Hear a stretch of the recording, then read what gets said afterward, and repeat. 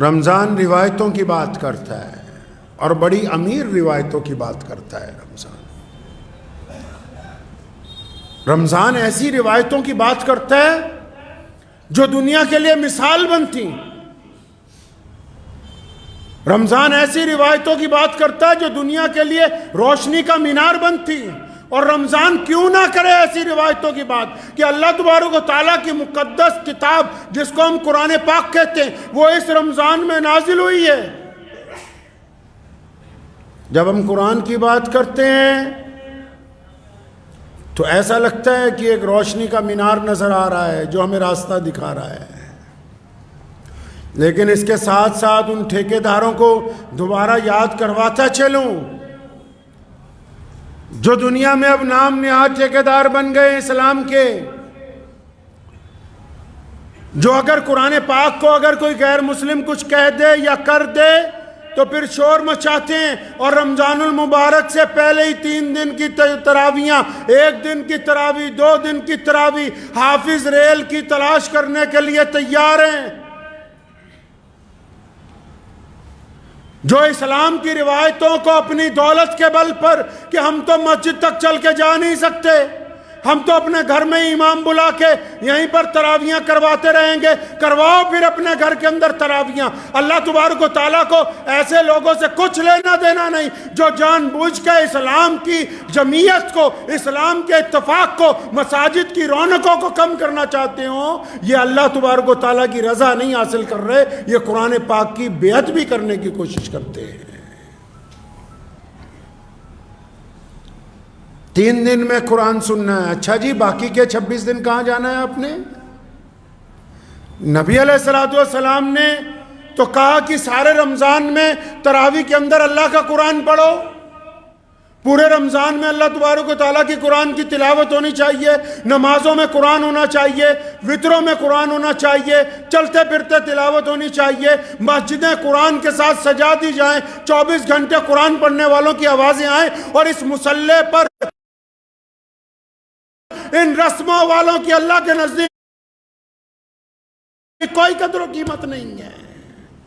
تم اپنی دولت کے بل پر اسلام کے اندر گنڈا گردی کرنا چاہتے ہو، تم رئیس بن گئے ہو اس لیے تم چاہتے ہو کہ ہماری کوٹھی پر تراویحاں ہو جائیں۔ زیادہ دولت کا غرور آ گیا ہے کہ شاید پیسے کے بل پر ہم جو کریں گے اپنے گھر میں ہی جمعہ کروا لیں۔ جن جگہ مساجد کی کمی ہے وہاں کئی جمعے اب بھی ہوتے ہیں، لیکن کچھ علاقوں میں، کچھ نئے شہروں میں جہاں انڈسٹری آئی تو کئی ترم خواہوں نے کہا جی ہم تو اپنے گھر میں ہی جمعہ کروا لیں گے، تو بس پھر وہ تمہارا ہی ہوا، جو پڑھنے والے ہیں ان کا نہیں ہوا ہے۔ مفتی کو دھوکہ دے سکتے ہو، اللہ کو دھوکہ نہیں دے سکتے۔ اپنی طرح کا مسئلہ لکھ کے، اپنی طرح کے سوال لکھ کے، اپنی مرضی کے سوال جوڑ توڑ کے، اپنا الو سیدھا کرنے کے لیے کسی دارالافتاء والوں کو تو نعوذ باللہ کہیں نہ کہیں کمی بیشی کر کے گمراہ کر سکتے ہو، لیکن وہ رب جو دلوں کا حال جانتا ہے، جس رب کے کریم رسول نے کہا اور جس حدیث کو پہلی حدیث کا درجہ دیا، جس حدیث کو امام بخاری نے سب سے پہلے لکھا، جس میں رسول اللہ نے کہا او کما قال النبی علیہ السلام انما الاعمال بالنیات، فرمایا تمہارے اعمال کا دار و مدار نیت پر ہے۔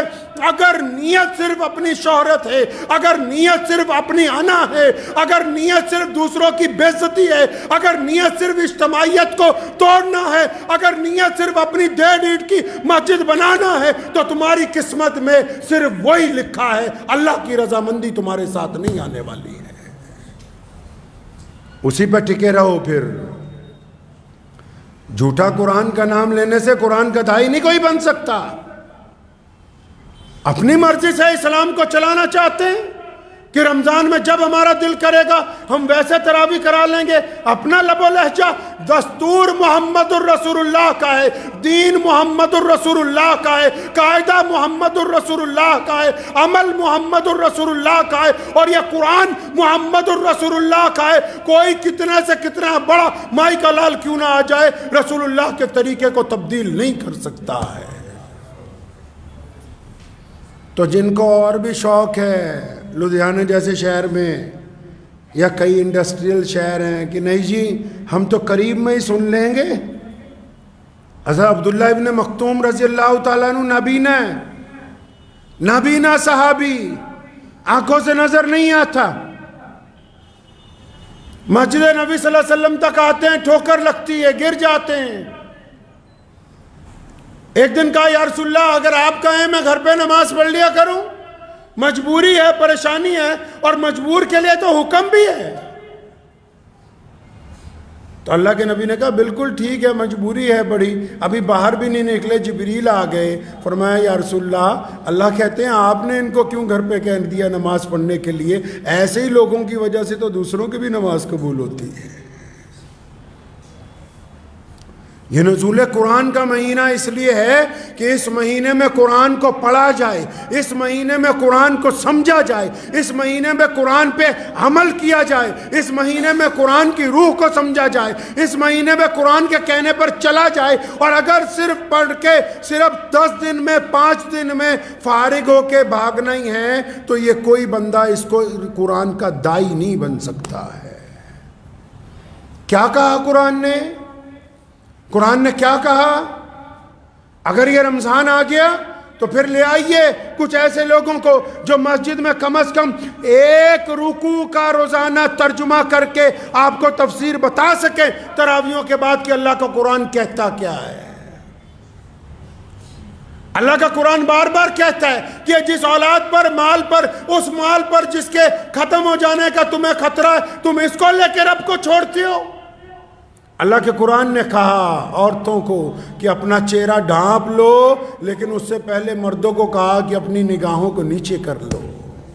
اللہ نے قرآن میں کہا نمازیوں کو کہ یتیم کی عزت نہیں کرتے، تو خراب ہیں ایسی نمازیں جو یتیم کا احترام نہیں کرتا. اللہ قرآن میں بار بار فرماتے ہیں کہ چغلی مت کرنا، کسی کے عیب مت تلاش کرو. قرآن میں بار بار اللہ تبارک و تعالیٰ کہتے ہیں کہ جاؤ غریبوں کی مدد کرو، مسکینوں کی مدد کرو، ضرورت مندوں کی مدد کرو. قرآن میں بار بار کہا گیا کہ جھوٹ کے قریب مت جاؤ، زنا کے قریب مت جاؤ. اب اگر قرآن پڑھیں گے ترجمے کے ساتھ تبھی پتا ہوگا کہ قرآن کہتا کیا ہے. میاں صاحب 500 روپے کسی کو دے کے ابا کے لیے دعا کرا کے مسئلہ حل ہونے والا ہے نہیں. دل کو سمجھانے کو غالب یہ خیال اچھا ہے کہ ہم نے 10 بچے گھر بلا کے قرآن پڑھوا لیا ہے. یہ خیال اچھا ہے آپ کے نزدیک کہ ہاں ہم مسجد میں گئے تھے، مولانا صاحب کو رسید کٹوا کے آ گئے اور شاید اب ہماری مغفرت ہونے والی ہے. وہ الگ بات ہے جو آپ نے اللہ اور اس کے رسول کے نام پر دیا، وہ ایک الگ معاملہ ہے اجر و ثواب کا. لیکن جو اپنا کردار خراب ہے اس کو کون ٹھیک کرے گا بھائی؟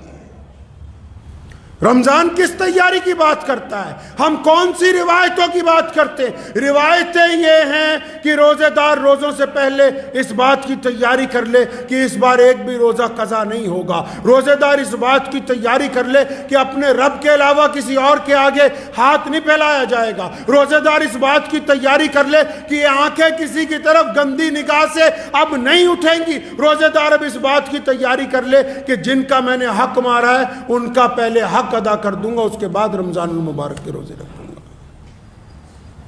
تیاری اس کو بولتے ہیں. روایتیں یہ ہیں، اور رمضان المبارک کی روایتیں تو اتنی رئیس ہیں، اتنی جامع ہیں کہ جب آپ رمضان المبارک میں نبی علیہ السلام کے واقعات پڑھیں گے، نبی علیہ السلام کی زندگی پڑھیں گے تو آپ کو اندازہ ہوگا بھی کتنی قیمتی شے اور کتنی مقدس چیز اللہ تبارک و تعالیٰ نے اپنے پیارے محبوب حضرت محمد رسول اللہ کے ذریعے آپ کو عطا فرما دی ہے. اکثر آپ نے ایک بات سنی ہوگی، کوئی گنہگار بندہ کوئی اچھا کام کرتا ہے نا تو لوگ کہتے ہیں 900 چوہے کھا کے بلی حج کو جا رہی ہے. سنی ہے کہاوت کہ 900 چوہے کھا کے بلی حج کو جا رہی ہے؟ تو جس نے بھی یہ کہاوت بنائی ان کو میں کہنا چاہتا ہوں کہ آپ کی بات بھی مان لی کہ 900 گناہ ہوئے ہیں، ان 900 گناہوں کے بعد باپ نے چھوڑ دیا، ان 900 گناہوں کے بعد ماں نے چھوڑ دیا، ان 900 گناہوں کے بعد بھائیوں نے چھوڑ دیا، ان 900 گناہوں کی وجہ سے دوستوں نے چھوڑ دیا، ان 900 گناہوں کی وجہ سے رشتہ داروں نے قطع تعلق کر لیا، اور ان 900 گناہوں کے بعد اگر وہ اللہ کی طرف نہ جائے تو پھر جائے کس طرف؟ 900 گناہ کرنے کے بعد بھی میرا رب کہتا ہے ما غرک بربک الکریم کہ آجا میرے بندے تو میری طرف پلٹ آ، میں تجھے معاف کرنے کے لیے تیار ہوں۔ نعرہ تکبیر، نعرہ تکبیر، ختم نبوت، ختم نبوت، نعرہ تکبیر۔ تو ذہن نشین کر لیجئے اس بات کو کہ ہم نے رسم نہیں نبھانی اس مرتبہ، ہم اپنے کردار سے روایتیں نبھائیں گے، ہم رمضان میں مظلوموں کی مدد کریں گے، ہم اپنے منہ میں لقمہ ڈالنے سے پہلے غریب کا خیال رکھیں گے، ہم وقت پر پابندی سے نماز پڑھیں گے، اور جو تجارت کرتے ہیں قرآن کی رمضان کے اندر اور جو مذاق اڑانا چاہتے ہیں، چاہے وہ کوئی متولی ہو، چاہے وہ کسی مسجد کا پردھان ہو، چاہے کسی بڑی سوسائٹی کا ذمہ دار ہو، چاہے وہ اپنے گھر کی چھت پہ تراویحیں کرانے والا ہو، ایسے جتنے غنڈے ہیں ان کے پیچھے نماز پڑھنا اور وہاں جا کے اپنے رمضان کی تراویحوں کو خراب کرنا، اس بات کو طے کر لیجئے کہ جو بھی قریب کی مسجد ہوگی وقت نکال کے اس مسجد کی زینت بنیں گے، تاکہ یہ مسجد بھی کل کو کہہ سکے قیامت والے دن کی عبد الرحمن رمضان کی تراویحیں میری زمین پر پڑھتا تھا۔ ہو سکتا ہے کہ بہت سارے لوگوں کو میری اس بات پہ اعتراض ہو کہ جی حافظ بہت زیادہ ہیں، اتنے حافظ کہاں جائیں گے؟ مسجدیں بھی کم نہیں ہیں، مسجدیں بھی کم نہیں ہیں، اور ہمت کیجئے، ایک میں 2 بار سن لیجئے، مسجدوں کی بھی تعداد کم نہیں ہے، اور اگر کم پڑ رہی ہیں تو اور بناؤ، اللہ کے گھر اور بناؤ، تاکہ یہاں لوگ علم حاصل کریں، عبادت کریں، بچے تعلیم حاصل کریں، لوگوں کی طرف پیغام محبت بڑھتا ہوا جائے۔ لیکن یہ نہیں ہو سکتا کہ ہم دستور کو بدلنے کی کوشش کریں، دستور کو تبدیل نہیں کیا جا سکتا ہے۔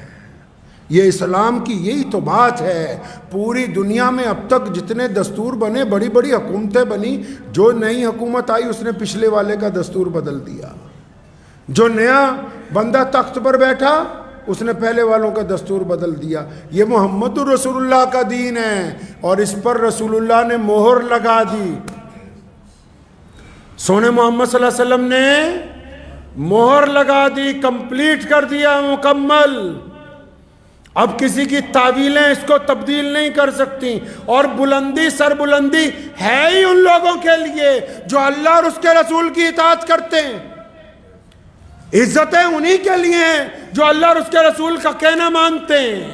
تو تیار ہو جائیں، اس رمضان میں کریں گے انشاءاللہ، روایتوں پہ عمل کریں گے انشاءاللہ، رسمیں نہیں نبھانی ہم نے، انشاءاللہ ہم روایتیں نبھائیں گے، اور وہ روایتیں جو رسول اللہ صلی اللہ علیہ وسلم نے رمضان میں نبھائی ہیں اس کے متعلق انشاءاللہ تعالی رمضان کے جمعوں میں آپ کے ساتھ ذکر ہوگا۔